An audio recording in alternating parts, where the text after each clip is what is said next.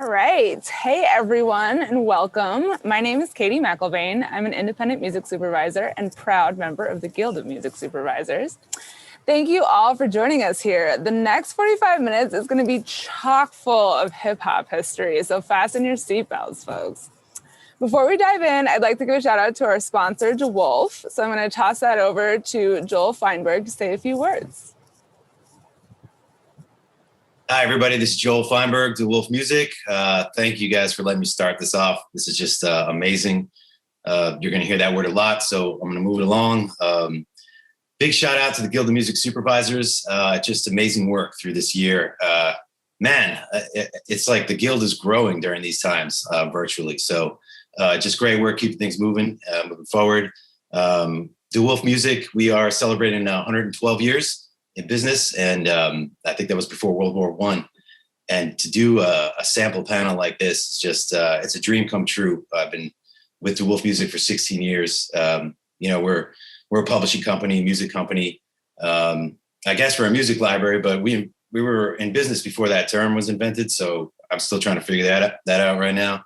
But we do a lot of stuff, obviously in sync, library, commercial releases, publishing, just everything. And now with the pandemic, things are kind of blowing wide open, and to see people just taking a huge interest in sampling again over the last few years. I've been working with our catalog for a long time, just because of what it was, and to watch things come around like this, and the momentum and the people making music and the people that were doing it still here. This is amazing.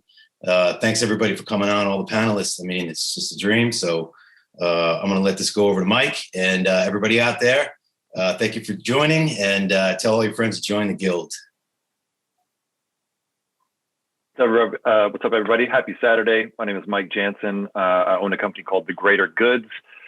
Truly an honor to be moderating this panel today. I've been really enjoying saying all week that I am the least legendary person on this lineup, and that makes me truly happy. So I wanted to get into introductions, but before we do that, because we're going back to sort of the roots of hip hop, wanted to take a second to say rest in peace to you, Roy, legendary toaster, and definitely part of the roots of the music that we're about to talk about.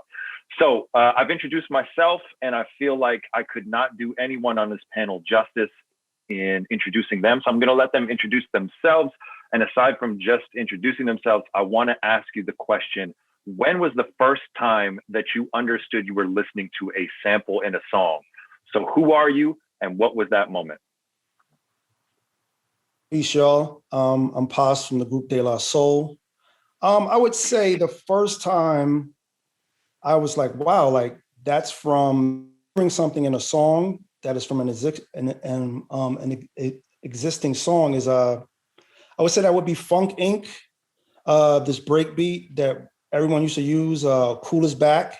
And I remember hearing it in Owner of a Lonely Heart. That was Yes. And so when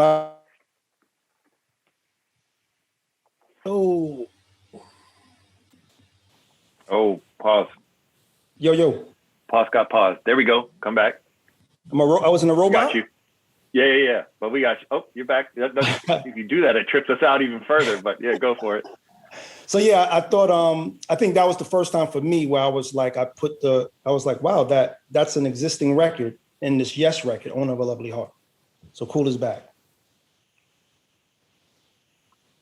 Are we going in order? We are now. Just go for it. I would have to say the same, actually. I think for me, it's a twofold thing.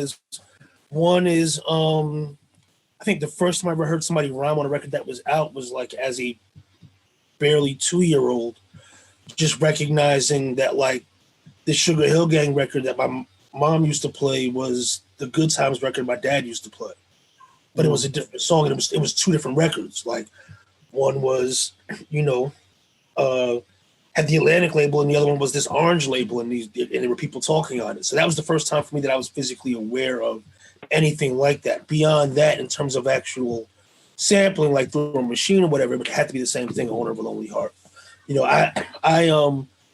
at the time, I didn't even know Cool Is Back. I just knew that wasn't from that record. You could just tell sonically, like this came from somewhere else and went through a machine. So yeah, that's my take. Barry, you want to hit it? I'm Barry Cole, music supervisor. I grew up as a battle DJ, buying and spinning most of the folks' records on this panel. I think the first time my mind kind of got blown open by a sample was the summer that Planet Rock came out, because I believe it was also around the time that Computer World came out. So when I was like, well, we've got Planet Rock over here, but that melody you're saying that this is this German group who also has an album out. And then like I heard Numbers and I was like, wait a minute, what, you know, there's an exchange of rhythm and beats here that I'm really, really interested in. And I think that really influenced me becoming a DJ really early. Mm. It's hilarious. I'm DJ Shadow, by the way. I wrote yes, owner with parentheses right here as we were waiting to all get on here. And of course, the producer of that record, Trevor Horn, I kind of started thinking about it because he obviously produced the Malcolm McLaren stuff with world famous Supreme Team. And I think that Cool Is Back was just one of the breaks that they were playing on their radio show when he was taping, or Malcolm McLaren was taping those radio shows. And they probably just had it on deck and didn't use it because they used Cerrone on the Malcolm McLaren record, you know, the kick and snare from Rocket in the Pocket at a certain point. So I put two and two together and I was like, oh, that's why it sounds like that, because it's from a tape. And yeah, so same answer. Cool. To build on that a little bit, who were the people that you guys recognized? Maybe you didn't even know who those people were at the time, but in a hip hop context, who were some of the first people that you guys recognized as the pioneers of hip hop, as you sort of like sampling in hip hop as you understood it? Open question. Can I just say Marley Marl? Same here. That was it. Okay, word. Yeah, definitely the same thing, without question. And when did you guys, because you've all used samples in your own ways, what was the first time that you guys actually learned to use a sample? Did you have to learn that from afar? Because you know, we're in a digital age now where everyone can look at things on YouTube. There's a tutorial for everything. Then there really wasn't. So how did you gain access to understanding that? I think for me, it was, I might have been aware of it before, but when it really all came, I guess, together for me was, I guess it was summer of '87, maybe. Like, when it was whatever Nation of Millions and He's the DJ, I'm the Rapper came out. And around that same time, you know, like I'm going through, like I'm going places in my mom's house that I'm not supposed to go in, like the attic, and I'm digging through, I'm finding boxes of 45s, and I'm realizing like I'm finding James Brown, the Grunt, her 45, and realizing like, oh, that's Rebel Without a Pause, you know, or I'm finding one of my dad's records and realizing that's the drums from Brand New Funk. I'm finding the funky drummer of James Brown 45 and realizing that's half of the records that are out at that time, you know. But then at the same time, also taking it to this, like, to actual me sampling, you know, myself.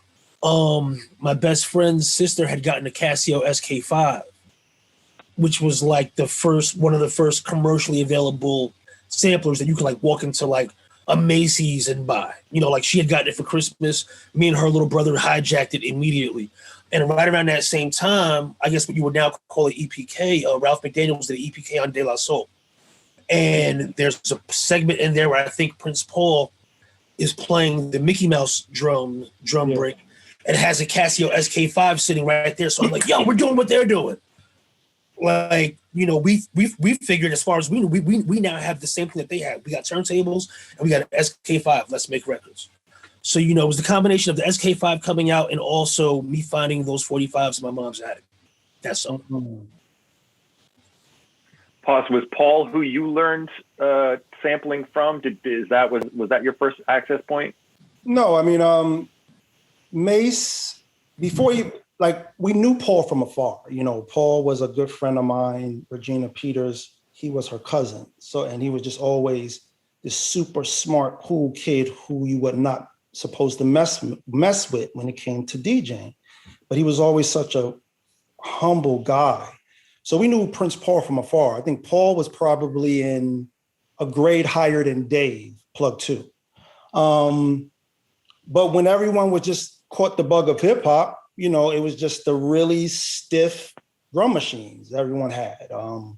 And, you know, we love hip hop. We went along with it. The DMX was amazing, you know, but when I heard, and I was with like not to make it a long story, but when I was with one of my first girlfriends, April Freeman, and we're in our house and I'm trying to get a kiss from her downstairs, this Marley Marl record comes on where he's playing, where it's like from Queen's Day, and it was the beginning workings of the bridge.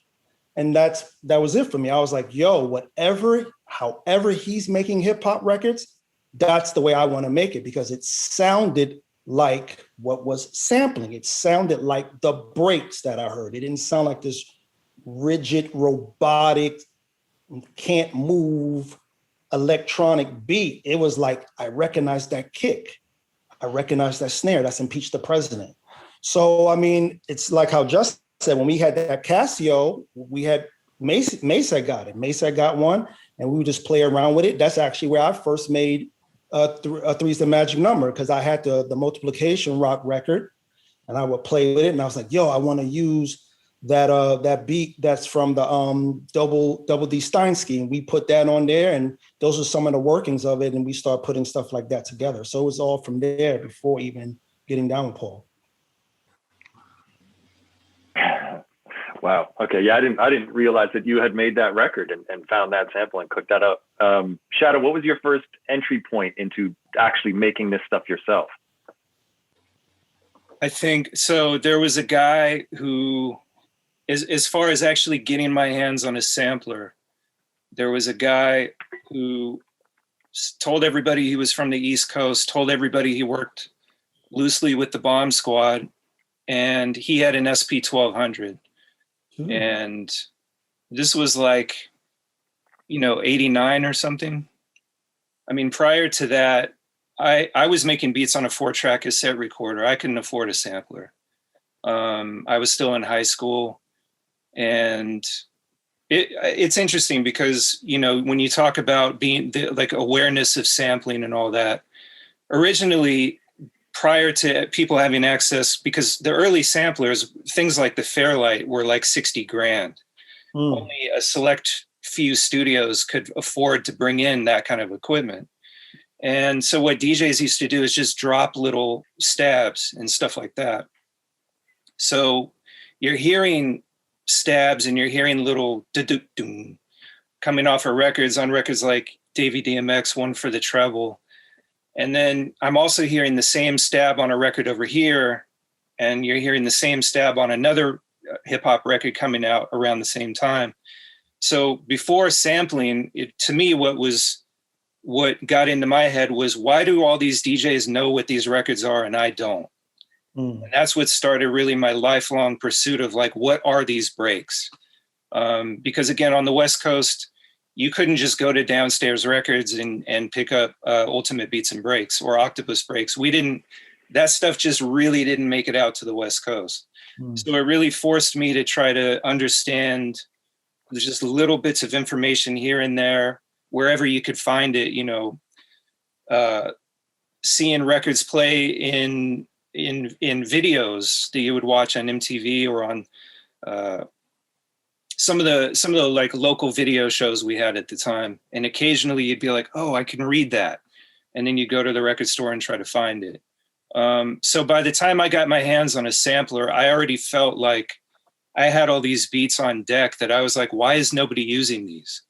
And when I first got my hands on the SB12, it was like a little kid in a candy store, and you just throw everything you have at it. And from there it was, and then the same guy actually was the one that put me up on 45s, because he was like, all the best beats only came out on 45. They don't come out on LP. And I had never heard anybody say something like that before. This is the perfect segue, because I wanted to start talking about records. And Barry, I know, you were coming at this from a DJ's perspective. In looking for records, in digging for records, what were the things that you learned to look for? For me, the thing that really changed or shifted my way of thinking about music and what music could do is I had a summer where I went to Washington, D.C. with my parents, and I had never heard go-go. And I heard Chuck Brown, and I heard all of these covers of these songs that I knew, but they were done in a different style, or they were done in a different way. And I realized that these cover versions opened up a lot for me. So when I brought those records from DC back to the Bay Area, nobody wanted to hear any part of it, because it was just a different frequency. Yeah. So for me, in terms of what always excited me about DJing was, well, what can I layer that go-go beat with? What recognizable vocal can I layer that with so that I can create, I guess, what would be called a mashup, so that it becomes a little more accessible to folks. Barry, around what era was that? What year was that around? Jeez, this was 87. That's interesting because that's when Herb's flipping a lot of go-go. Herbie Lovebug was flipping a lot of go-go on rap record. And that was the thing. There's still that Salt and Pepper track that it took me so long to discover Parliament, When All Your Goodies Are Gone. Right. But that bass line that he sampled for that Salt and Pepper track that I must have played 1,000 times, I didn't realize I was missing the connection. Herbie was so prolific back then, and that was the thing. He was finding a way to bring what he was creating and what he was influenced by into the mainstream, which just made a big explosion for me. And my first mashup was A Touch of Jazz and Lovely Day by Bill Withers. So, it's Jazzy Jeff is just a DJ who I always looked up to. It's a primarily instrumental track. That Bill Withers track layers over it perfectly. So I could sit all day and just try and figure out what kind of combinations I could make. And for me, that was kind of the DJ part of sampling.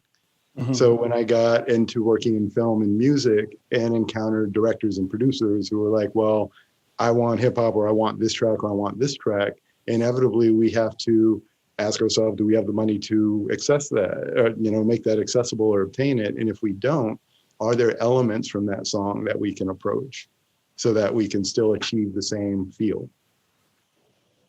Paz, I'm curious, because the time that you guys came in, sampling was still a relatively new concept, right? If we're really looking at the timeline of these things, even just mentioning, Sugar Hill and stuff like that, they were still playing a band, right? That's a live band doing a cover of that. But through the kind of mid 80s, that's when we're starting to get into sampling heavy and stuff like that. Were there any limitations to you guys in terms of what was acceptable for you to sample, or was everything open? I mean, even you sampling the records that you guys did, it felt really revolutionary. Were there any kind of yo, what are you thinking? Or was it free flowing for you guys? No, it was free flowing. It was there, and it was just what we, as just fellow friends of each other, allowed each other to do. Me, I was originally from the Bronx. Dave was originally from Brooklyn. We moved to Long Island at a very younger age. By the time I was in high school, Mace moved from Brooklyn. So I just heard all these great records from my father, or my mom's as well, and as well as with, say, Dave and his parents, and his parents being from Haiti, and his father was into Johnny Cash, and all these records we just heard in the house. And we just had access to them. And we just felt like there was no limit on what we could use or just, because, I mean, the way I just saw it from the beginning is that these breaks that my cousin still, who was in the Bronx, even while I was in Long Island, when I heard Rocket in a Pocket sped up, it was like, yo, it's from this dude. This dude is not no soul dude. Cerrone ain't no soul dude. You know what I'm saying? Or this Coolest Back record, that's a jazz record. So I saw that it was all from different genres. Kid Dynamite, one of the most craziest breaks I heard, and to hear Biz do it with his mouth, but that was a rock record, so there was never any set rule written for us just playing with stuff in the house, because all we started playing with in the house was records that we had in our house. So my father had all these soul records and doo-wop records and jazz records, and Mace moms had all these great funk records. Dave Pops had all these cool country records and African beat records. So that's what we just started playing with immediately. And, with Biz and Biz, he would come up to our high school. So we knew Biz. So by the time Biz got on and he's making this amazing record off of, what was that? Steve Miller band. Steve Miller. And then you got Ultra Mag coming right with the same, like, they're doing things that are just amping us up to say like, we can do that too. It don't have to be this great James Brown record. It could be anything. So that's where, plug tuning being what it was just a routine we did. We used to do the routine off of Impeach the President. But it was my father's doo-wop record, written on the wall by the Invitations that I just was making a pause tape and I was like, this sounds like this could go with the routine.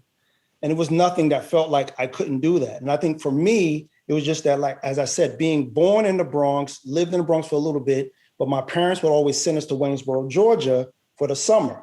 And so I would see how my cousins down there would take in funk records, how we would listen to records. We would be into, like, say, the Dad's Band, Let It Whip, but they would be rocking the album cut, which is the title track, Keep It Live. Like, all these different influences got me. And I was a DJ at heart. I wasn't MCing, I was a DJ. My DJ name was, in my mind, DJ Sop Sounds. And I was sopping all these sounds together. So it was never any other way for us to do it. Just Shadow, any limitations to what you guys were open to sampling, like early starting points, or like even then and now, is anything off limits to you, or were there things that you were actively saying, no, I'm really trying to look for these kinds of sounds? Go ahead, Jess. Nah, man. I mean, I flipped Rick James Super Freak. Woo. Like, there's not, if I've learned anything over the years, it's nothing's off limits. Or like one of T.I.'s biggest records, I flipped that Eastern European techno record, Numa Numa Ye. Like, doesn't matter if it sounds good, if it feels good, that's all that matters in the end. What I really appreciate is when somebody takes a record, like, a record that everybody knows, and flips it a completely different way. You know what I mean? Or makes something, like, for all intents and purposes, I'm just using this record that I did as an example, like the Rick James Super Freak thing. Like, nobody would have thought to flip that in a serious manner, especially because it's so widely associated with Hammer. And that wasn't my intention. You know what I mean? Like, it was really just, I was bored one day and I chopped it up and started playing with the pads, and that happened. You know what I mean? But I'm not gonna tuck that away because of where it came from. Ultimately what matters is it dope or not? You know what I mean? And in terms of the production, and then if you can make a great song out of it, even better. So there's never anything that's off limits. And like Pa said, when you grow up in a environment, or in a familial environment where you have all these different influences around you, like, that's kind of how I grew up. You know what I mean? Like, I had members of my family that were in the new wave, some that were into country, some that were into pop, some that were strictly hardcore gospel, nothing secular. You grow up around all that, but then you get to a certain age, around that same era, that ultramagnetic era, that the De La era, you start to realize that they're pulling things from everywhere. Marley's pulling stuff from everywhere. Biz is pulling stuff from everywhere. Doesn't really matter. You know what I mean? And I think me developing kind of both sensibilities at the same time, of the production aspect and the DJing aspect primarily, is really what helped, because as a DJ, you're just trying to find breaks from everywhere or sounds from everywhere that nobody's ever heard. But at the same time, you're starting to have your ideas about your own music and making your own music, and you're incorporating it. So ultimately, hip hop has always been a melting pot. I would never subscribe. I don't think anybody is successful in this game, including the people that are on stage, would ever subscribe to the fact that, you can only pull from certain places. I think we have certain appreciation when things do get pulled from a specific place or a specific record, but nobody would ever turn their nose up at somebody who made something hot because of where it came from. Right. I mean, for me, the template, one of the first records I ever bought was Street Beats Volume 2. I was in 6th grade, and it was a double Sugar Hill Records two record compilation of a lot of the different 12 inches.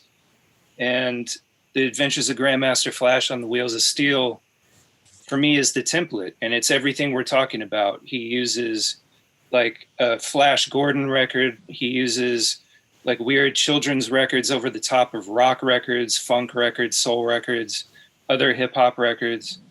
And for me, like that was the template. And the records that Jazzy J was playing and Africa Islam was playing, they were across the board in terms of what style it was, And I think that mentality of openness, and you can subvert and convert anything into like a hip hop lens, really is what established, I think, a roadmap for hip hop to be so broad musically and for it to flourish, because there were no rules. There was no like, oh, you can only use this, you can only use that.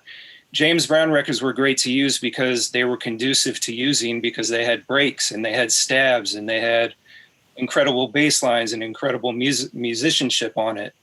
And James Brown's voice,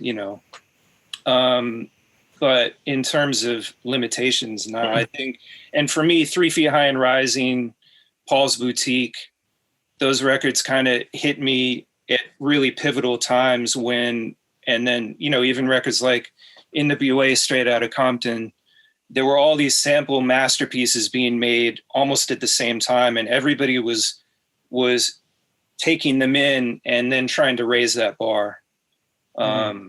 And for me as a producer, I think the first time I heard a record and I was like, that's a sample masterpiece, was Looking at the Front Door by Main Source. Because when I heard it, I was like, every single element, there's an element of digging to it, using third guitar, Baby Don't Cry, the way he did. Like every sample has a purpose. It's all kind of in tune. And to me, that's when I was like, okay, that's the peak. That's that's the bar. Can I just interject real quick and say, that was the first time that like my mind was blown.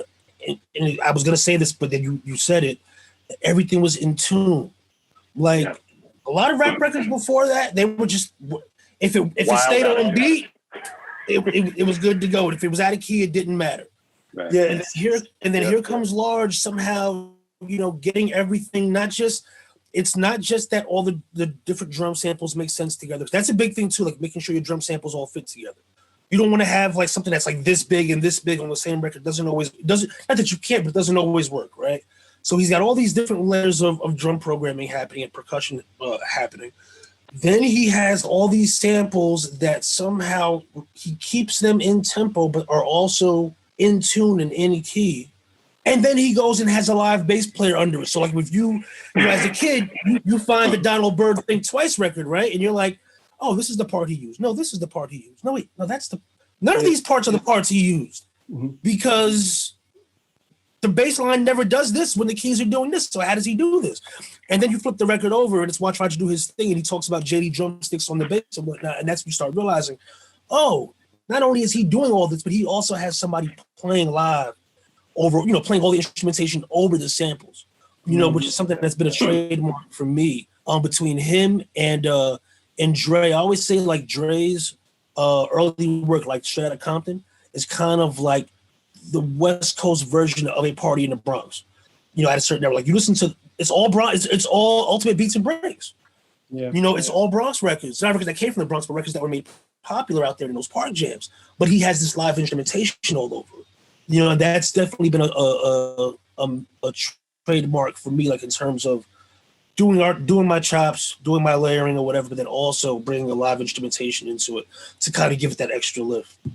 Yeah, I would love to have this be the flowers section where we name off a couple of other people. You know what I mean? As a Large Professor, obviously incredible, really pushed things forward. Dr. Dre as well. Posse, I would love for you to weigh in like on who those people are who really pushed it forward. Just if I could say with what Just and Shadow were just touching on, that's really what I naturally and instinctively tried to do with the production stuff that I put together for 3 Feet High and Rising. Once we were shown, it was this piece of this machine they had called, I believe, like a emulator harmonizer or something like that. It was this harmonizer. And that just blew my mind, because then that's what made me, because I always want to make a record out of, I Can't Go For That. But I was like, yo, I want to rhyme on the part where the notes are, the bass is playing the way Yarrow Hall is singing on it. But it wasn't like that. The beginning part was in a higher note. Once I realized that they showed me in Calliope Studios that it was this harmonizer that exists, that's it's like why. a pitch shifter? Yeah, it just pitched everything. Right. So I went from doom, doom, doom, doom, doom, doom, and I put it down to doom, doom, doom, doom, and I put it with You Got the Body. That's how I know. I was able to take, this Mad Labs horn, this Otis Redding record, all this, I was able to match it with this pitch shifter. So, what you're saying is right. Like, you had a great piece by EPMD where they can have more bounce, and you hear Jungle Boogie, and it's out of pitch, but that was hip hop. But if I would have pitched correctly. So every song that I put together or I submitted for 3 Feet on Rising, I did the same thing. Everything was pitched perfectly, because that's how I guess my mind. Right. Which is funny, because Pete Rock in there too.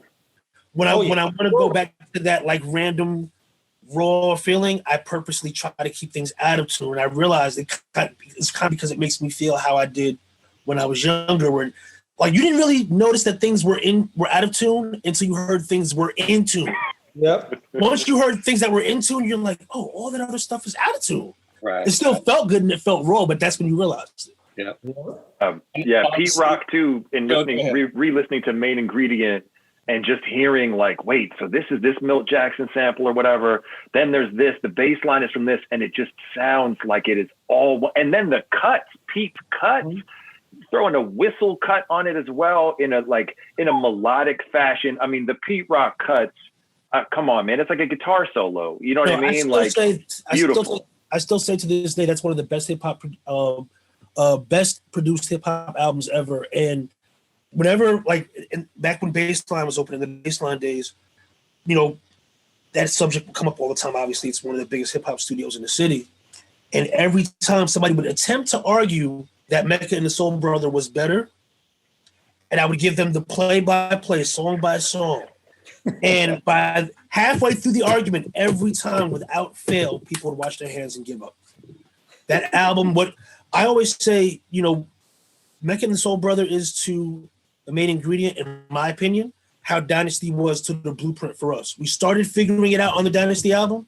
We nailed it on the Blueprint. And I know that, obviously Mecca and the Soul Brother has their Reminisce Over You, which trumps pretty much damn near everything else that they've done.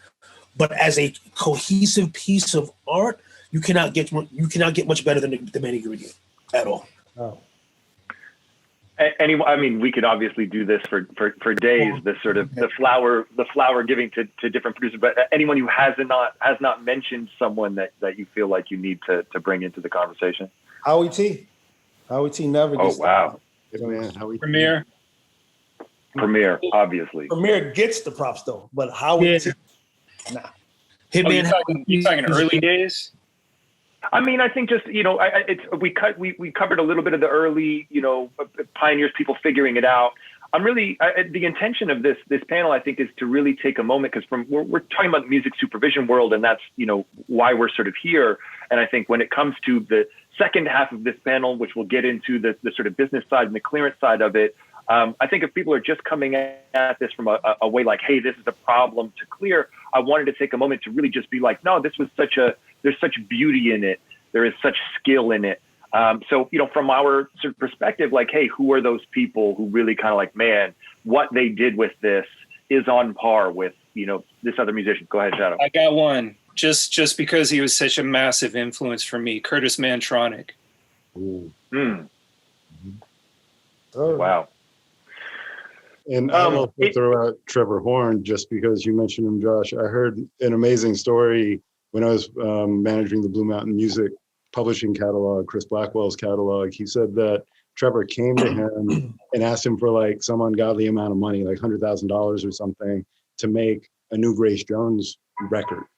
And he gave him all this money, bought the Fairlight, and Chris says that he didn't bother Trevor for like 2 months. And he went back and Trevor played him the album, but the album was all versions of Slave to the Rhythm that he had made with the sampler. So it was interesting to me to like see him take the sampler when the technology was new, and instead of actually sampling contemporary sounds, he was making sounds to sample and then creating the remixes of what would become the album from the sampler. I know we're sort of closing in on the last minutes here of this, and I did want to just address the community that we're a part of here, because it's a Guild of Music Supervisors conference. What has your experience been with licensing records and stuff like that? And not to get too much into the weeds in it, aside from that, I'm also curious to see if you had the opportunity to sort of address the music supervision community about sampling. What is it that you would say?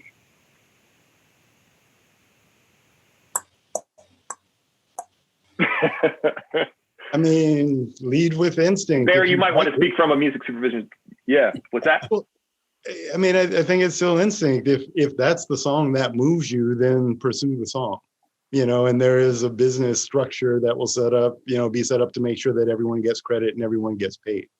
But from a music supervision standpoint, it's always interesting when a director wants something that may not be accessible. And there are still some songs that aren't accessible for sample reasons. So in trying to figure out how to achieve that feel, I remember in Brown Sugar, there was a scene where this hip hop duo, and they were kind of like, a novelty. They were called Ren and 10, the hip hop Dalmatians. So, they would walk into a restaurant with a big spotted coat on, and Rick Famuyiwa was like, this would be a great place to play something like My Name Is by Eminem, because they're just trying to be like all out like that. And it's like, I don't think our budget can support that, but being able to access the lobby cipher track and being able to place it so that when they enter the restaurant, that's when the break starts. You have a very similar experience. And that's a way where the deconstruction of hip hop is still hip hop, which I really, really love. I think the key thing is, the great experiences that I've had with music supervisors or in doing a bit of music supervision myself has really been, understanding the culture of the movie or the piece that you're dealing with. I've had experiences sometimes where it's like, all right, this part of the movie calls for a hip hop thing, and that's why I'm being called, but the music supervisor was like a street rock dude. And it's like, well, but this is a hip hop themed movie. Why are you here? You know what I mean? And that's not his fault. That's on the production company or whoever has hired him. But like when you do have a music supervisor who gets it, it can really be magical because like you said, not everybody would think to just say, okay, well, we can't clear Eminem, but we can get Lobby Sophia for a quarter of the price. You know what I mean? And ultimately you get the same effect, because people understand the characters, Ren and 10, they understand those characters that they're kind of a joke, right? Or it's supposed to be, I shouldn't say they're a joke, but it's comic relief. So they already know the lane that they're supposed to play. So when they hear the Lobby Sophia thinking, they're not even thinking about Lobby Sophia. They're thinking, oh, it's the Eminem record. You know what I mean? But if you weren't of this particular culture, you might not have even thought to make that connection or research that. You know what I mean? I think for me personally, when it comes to samples in licensing and sync, this is part of the reason why, I kind of very rarely will attempt to get away with anything, especially in this day and age of the internet, because there's always somebody who has a random record, or like you're never the only person with that record. So you think that like, oh, this little scream that I got from right here, nobody will ever know what that is. 5 years later, you go out Who Sample, oh, hey, yeah, that's such and such, and there you have it, and now you're fighting the retroactive fight, either to get something cleared or they're trying to get their money. Meanwhile, 10 sync opportunities could pass you by because the record is not clearable at that moment because you're in litigation or you're dealing with that issue. So, what I've been doing, to be honest, mostly at this point now is I will take inspiration and feel from something, but then put my own spin on it to the point so I don't have to clear anything, or I have to clear as little as possible. you know. But then you get into that, you know, then you have cases like blurred lines, which makes that a weird thing, you know. But that's a whole other conversation. But I think ultimately, you know, it's great when you have a music supervisor who gets it. For two, you know, I clear whether it's a minuscule use or a large scale use. I clear whenever it makes sense to at this point now, because really for sync, you never know. You know what I mean? Mm-hmm. And the internet is forever and people are listening. Yeah, I mean, you know, you got to understand, we came out in 88. Different era. You know, yeah, and our album's in 89. You know, respectfully, the president of our label, he loved what we created. He loved what we produced. But he didn't think that the album would do what it was supposed to do. I remember our lawyer saying, hey, you know, he thinks that this only going to sell this amount of records. And it didn't. It sold records on Mars. So by him not clearing a lot of the stuff, which a lot of, I guess, labels would have done back then. And then now you're talking about this group that puts like 12 samples into one record. Well, it became a quite unfortunate nightmare.